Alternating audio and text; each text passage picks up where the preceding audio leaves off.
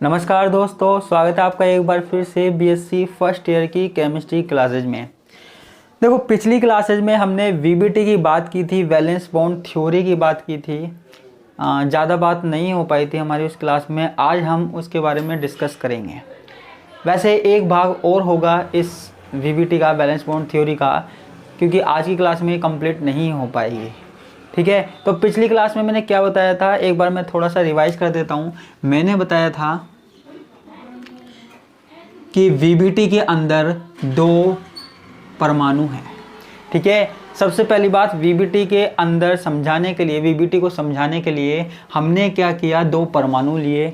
ठीक है, हाइड्रोजन परमाणु। ठीक है, ये सिद्धांत सबसे पहले हाइड्रोजन के लिए दिया गया था, इसलिए मैंने यहाँ पे हाइड्रोजन परमाणु लिए हैं। ठीक है, यहाँ नाभिक है, एक हाइड्रोजन परमाणु है, इसका नाभिक है, दूसरा हाइड्रोजन परमाणु है, इसका नाभिक है, और इस नाभिक के चारों ओर क्या कर रहे हैं, इलेक्ट्रॉन चक्कर लगा रहे हैं। ठीक है, ये हमारे पास एक परमाणु है, इसके बीच में नाभिक है और इलेक्ट्रॉन चारों ओर चक्कर लगा रहा है। इसी तरीके से एक दूसरा परमाणु है, इसमें नाभिक है, न्यूक्लियस है, और ये इलेक्ट्रॉन इसके चारों ओर चक्कर लगा रहा है। ठीक है, इसको मैंने नाम दे दिया ए, इसको मैंने नाम दे दिया बी। ठीक है, इसका जो इलेक्ट्रॉन है उसको मैंने नंबर दे दिया 1, इसको दे दिया 2। ठीक है, अब देखो, ये जो दोनों परमाणु हैं जब अनंत दूरी पर होते हैं, जब बहुत ज़्यादा इन्फिनिटी डिस्टेंस पे होते हैं, मान लीजिए एक बहुत दूर है, एक यहाँ है, एक वहाँ है। ठीक है, तो इनका एक दूसरे से कोई मतलब नहीं होता है। ठीक है, लेकिन जब इन दोनों को पास पास लेकर आते हैं तो ये वाला नाभिक अपने इलेक्ट्रॉन को तो आकर्षित करता है, साथ में इसके वाले इलेक्ट्रॉन को भी आकर्षित करने लग जाता है।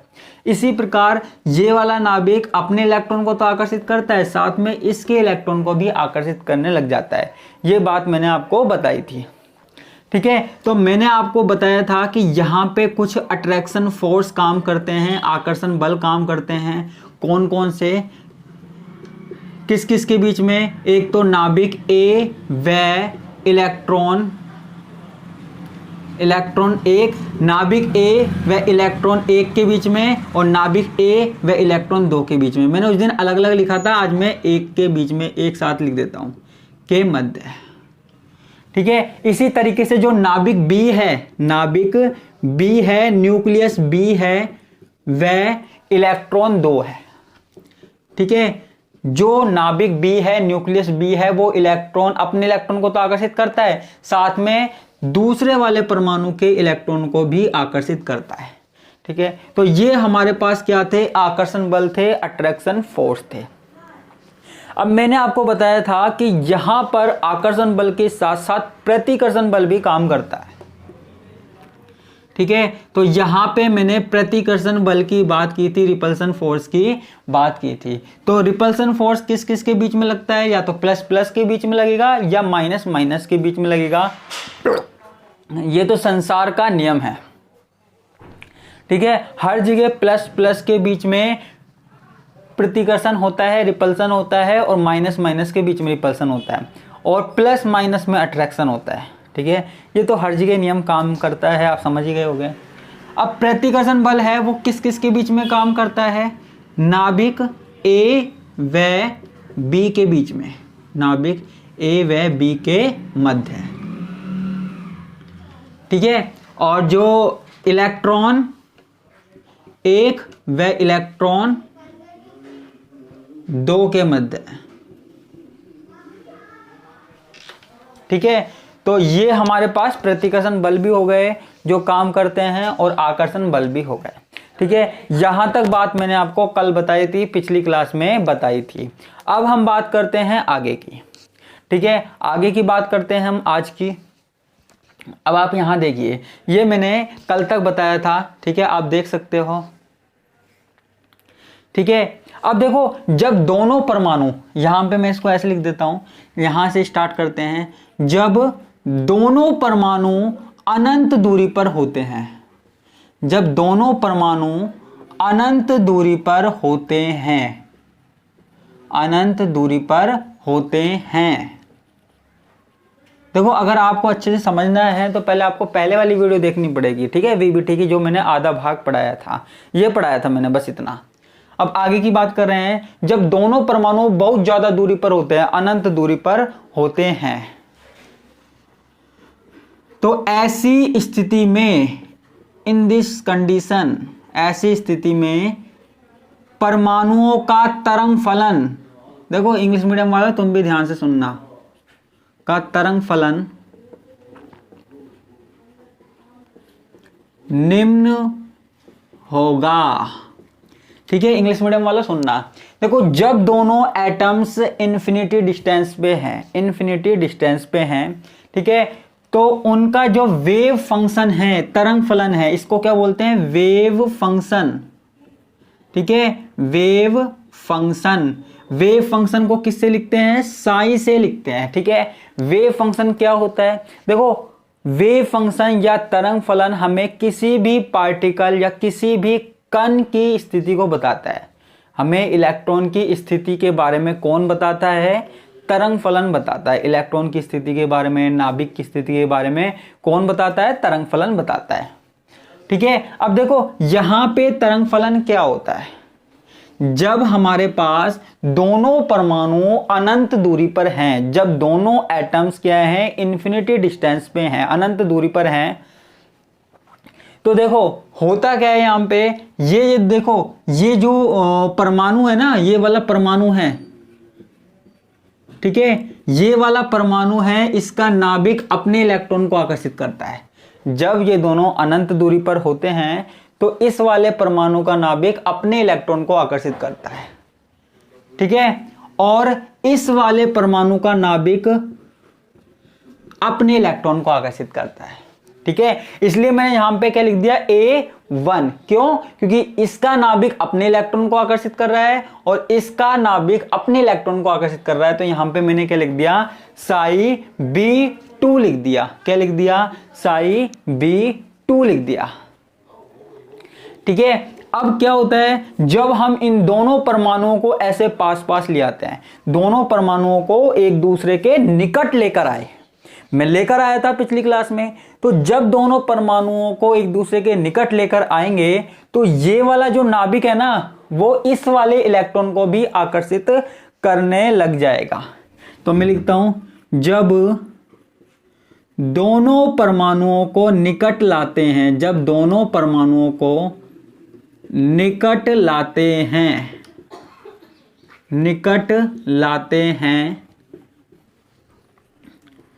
तो उनके मध्य का तरंग फलन, तो उनके मध्य का तरंग फलन, ठीक है, तो उनके मध्य का जो तरंग फलन है वो क्या होगा, वो मैं आपको बताता हूं। उस तरंग फलन को हम किससे लिख सकते हैं? साई सेकंड से लिख सकते हैं। ठीक है, साई सेकंड से लिख सकते हैं। अब देखो साई ए, यानी कि ए वाला जो नाभिक है वो किसको आकर्षित कर रहा है? इलेक्ट्रॉन 2 को आकर्षित कर रहा है, तो मैंने यहां पे लिख दिया 2। ठीक है, और जो बी वाला है साई बी, ठीक है, वो किसको आकर्षित कर रहा है? वो इलेक्ट्रॉन 1 को आकर्षित कर रहा है। ठीक है, जब अनंत दूरी पर थे तो अपने अपने नाभिक को अट्रैक्ट कर रहे थे, अपने अपने न्यूक्लियस को अट्रैक्ट कर रहे थे, लेकिन जब इन दोनों को पास लेकर आए तो दोनों एक दूसरे के इलेक्ट्रॉनों को आकर्षित करने लग गए। ये वाला जो नाभिक है वो इसके इलेक्ट्रॉन को भी आकर्षित करने लग गया, और ये वाला जो नाभिक है वो इस वाले के इलेक्ट्रॉन को भी आकर्षित करने लग गया। तो इस प्रकार ये दोनों के इलेक्ट्रॉन को अट्रैक्ट करने लग गए। ठीक है, तो इसलिए हमने लिख दिया साई A2 साई B1। ठीक है, अब देखो होता क्या है कि यहां पे अगर हमको कुल तरंग फलन निकालना है, ठीक है, पूरा जो ये तंत्र है, पूरा जो सिस्टम है, ठीक है, उसका कुल तरंग फलन हमको अगर निकालना है तो ना तो इससे निकाल सकते और ना ही इससे निकाल सकते। ठीक है, तो किसी तंत्र का तरंग फलन, किसी तंत्र का तरंग फलन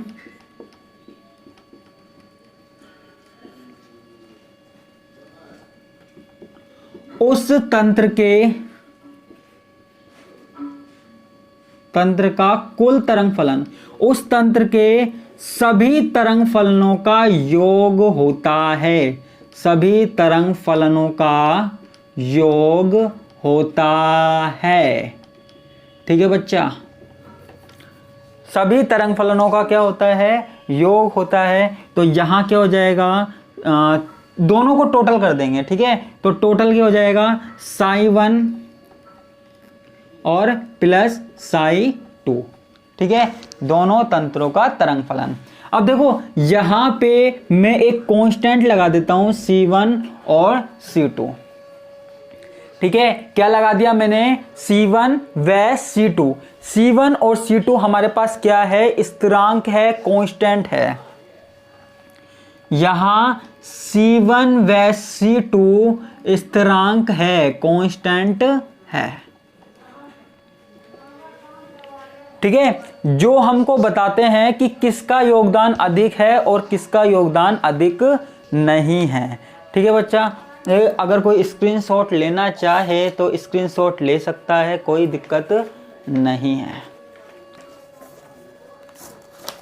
ठीक है, अब हम आगे चलते हैं।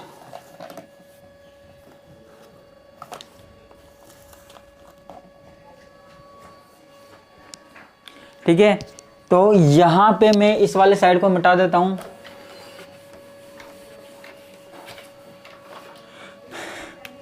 इसको इस तरीके से भी लिख सकते हो आप, साई बराबर C1, साई फर्स्ट का मान लिख सकते हो आप साई A1 है ना, ये वाला साई B2, ये वाली वैल्यू रख दी, प्लस में C2 Sai A2 Sai B1, ये वाली वैल्यू है ना। साई फर्स्ट और साई सेकंड की वैल्यू आप रख सकते हो। ठीक है, देखो जब दोनों परमाणु अधिक अधिक दूरी पर होंगे, जब दोनों परमाणु अनंत दूरी पर होते हैं तो साई फर्स्ट का योगदान अधिक होता है। किसका योगदान अधिक होता है, साई फर्स्ट का योगदान अधिक होता है, इस वाले का। ठीक है, और जब हमारे पास दोनों पास पास आ जाते हैं तो साई सेकंड का योगदान अधिक होता है। मैं लिख भी देता हूं,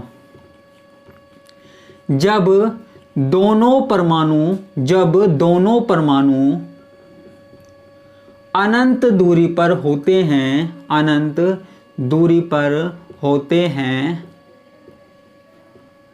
तो साई फर्स्ट का योगदान अधिक होता है, योगदान अधिक होता है।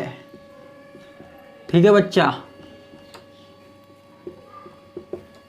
ठीक है, और जब हमारे पास क्या होता है, दोनों निकट होते हैं। ठीक है, यानी कि दोनों पास पास आते हैं। मैं लिख देता हूं, जैसे जैसे दोनों परमाणुओं के मध्य की दूरी कम होती है, जैसे जैसे दोनों परमाणुओं के मध्य की दूरी कम होती है, दूरी कम होती है, साई सेकंड का योगदान अधिक होता है। किसका योगदान अधिक होता है, साई सेकंड का योगदान अधिक होता है। ठीक है, सीधी सी बात है, जब दोनों दूर दूर रहेंगे तो ये इसका योगदान अधिक होगा, और जब दोनों पास पास लेकर आएंगे तो इसका योगदान अधिक हो जाएगा। सिंपल सी बात है। ठीक है, इंग्लिश मीडियम वालों को भी कोई प्रॉब्लम नहीं होगी। जब दोनों परमाणु एटम्स अनंत दूरी पर हैं, इन्फिनिटी डिस्टेंस पर हैं, तो साई फर्स्ट की वैल्यू ज्यादा होगी, और जब इनको हम पास पास लेकर आए तो साई सेकंड की वैल्यू ज्यादा होगी। ठीक है, साई सेकंड का योगदान क्या होता है, यहां पे अधिक होता है। ठीक है, देखो दोनों जो हाइड्रोजन परमाणु है ना, दोनों हाइड्रोजन परमाणु हैं, वो तब तक पास आते रहते हैं। कब तक पास आते रहते हैं, तब तक पास आते रहते हैं जब तक कि आकर्षण बल प्रतिकर्षण बल से ज्यादा है। ठीक है, जब तक अट्रैक्शन फोर्स लग रहा है तब तक वो पास पास आते जाएंगे, और जब अट्रैक्शन फोर्स लगना बंद हुआ तो वो पास पास नहीं आ पाएंगे। ठीक है, इस तरीके से होता है। तो मैं यहां पे लिख सकता हूं कि जब आकर्षण बल व प्रतिकर्षण बल, आकर्षण बल व प्रतिकर्षण बल बराबर हो जाते हैं, बराबर हो जाते हैं। तो दोनों परमाणुओं के मध्य, तो दोनों परमाणुओं के मध्य अतिव्यापन हो जाता है, अतिव्यापन हो जाता है। ये मत सोचना मैं टेढ़े अक्षर लिख रहा हूं, ये बोर्ड ही टेढ़ा है, ये बोर्ड थोड़ा सा टेढ़ा है, यहाँ से सीधा लगता है, ये थोड़ा सा नीचे जा रहा है ना, कोई दिक्कत नहीं है ना, क्या करें, जुगाड़ है। अब देखो जब आकर्षण बल और प्रतिकर्षण बल, देखो हम दोनों परमाणुओं को पास लेकर आ रहे हैं, सुनिए, दो एटम्स हैं, दोनों को पास पास लेकर आ रहे हैं। जब दोनों दूर दूर हैं, अनंत दूरी पर हैं, तो उनका एक दूसरे से कोई संबंध नहीं है। दोनों परमाणुओं के नाभिक अपने इलेक्ट्रॉनों को आकर्षित कर रहे हैं, लेकिन जब दोनों एटम्स को पास लेकर आए, पास लेकर आए, पास लेकर आए, पास लेकर आए, तो वो अपने इलेक्ट्रॉन को तो आकर्षित कर रहे हैं, साथ में वो दूसरे के इलेक्ट्रॉन को भी आकर्षित करने लग जाते हैं। ठीक है, कितनी मजेदार बात है ना। अब यार आकर्षित तो करेंगे ही, आकर्षित तो करेंगे, सीधी सी बात है, नाभिक पे प्लस चार्ज होता है, इलेक्ट्रॉन पे माइनस है, और आपको पता है प्रकृति का नियम है, प्लस माइनस की तरफ अट्रैक्ट तो होता ही है। ठीक है, सीधी सी बात है, चाहे किसी को जरूरत है चाहे नहीं है, फिर भी वो माइनस की तरफ तो आकर्षित होगा। हम चाहे कितना भी खाना खा ले, लेकिन अगर हमारे सामने कोई टेस्टी चीज रख दी जाए, तब भी हम सोचेंगे कि यार थोड़ा सा तो खा ले, ऐसा होता है ना। तो इसी तरीके से यहां भी होता है बच्चों। तो अब देखो आकर्षण बल और प्रतिकर्षण बल क्या हो गए, बराबर हो गए। ठीक है, जब दोनों के दोनों फोर्स बराबर हो जाते हैं, तो दोनों परमाणु के मध्य क्या हो जाता है, अतिव्यापन हो जाता है।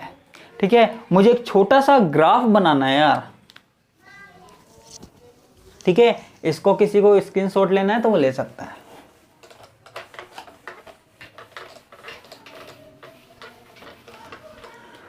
अब देखो अगर हम ठीक है, अगर हम एनर्जी और किसमें, अगर हम एनर्जी और डिस्टेंस किसकी, इंटर न्यूक्लियर डिस्टेंस, वो जो नाभिक को पास लेके जा रहे हैं ना, वो वाली डिस्टेंस। तो अगर देखो हम दो परमाणु हैं, हमारे पास दो परमाणु हैं, इनको हम पास पास लेकर जा रहे हैं, देखो इनको हम पास पास लेकर जा रहे हैं, ये। तो देखो आपको पता है एनर्जी कम होती जाती है। ठीक है, आपको पता है एनर्जी कम होती जाती है, एनर्जी कम होती जाती है। ठीक है, जब एनर्जी सबसे कम हो जाती है, ये वाली एनर्जी, ठीक है, जब ये एनर्जी सबसे कम हो जाती है, ऊर्जा सबसे कम हो जाती है, तो दोनों परमाणुओं के बीच में अतिव्यापन हो जाता है, ओवरलैपिंग हो जाती है। अच्छा, आपको ये तो पता ही होगा कि जब ऊर्जा का मान बहुत कम हो जाता है तब अतिव्यापन होता है। ठीक है, या अतिव्यापन करते टाइम ऊर्जा निकलती है, ऐसा कुछ सुना होगा। तो यहाँ पे हमारे पास अतिव्यापन हो जाता है, तो ये ऊर्जा और डिस्टेंस के बीच में क्या है, ग्राफ है। ऊर्जा और दूरी के बीच में हमारे पास क्या है, ग्राफ है। ठीक है, तो ये मैंने आपको बताया कि किस प्रकार हाइड्रोजन अणु का निर्माण किया जा सकता है दो परमाणुओं के द्वारा। ठीक है, अब इसमें भी हमको कुछ कुछ बातें याद रखनी होती है जिनके द्वारा ये सिद्धांत दिया गया था, लेकिन मैंने जैसा कि आपको बताया था कि इसमें जो बची बातें हैं उनको हम नेक्स्ट क्लास में देखने की कोशिश करेंगे। ठीक है, क्योंकि पहले ही बहुत टाइम हो गया। मैं चाहता हूं कि आपको एक एक चीज़ समझ में आए। अगर कुछ चीज़ समझ में नहीं आए तो आप मुझे बता सकते हो, कमेंट बॉक्स में कमेंट कर सकते हो। ठीक है, और या फिर मेरे व्हाट्सएप नंबर आपके पास होंगे तो आप उस पर भी मैसेज कर सकते हो। ठीक है, तो आज के लिए इतना ही। इसी के साथ मैं आपसे विदा लेता हूँ। धन्यवाद, नमस्कार, बाय बाय।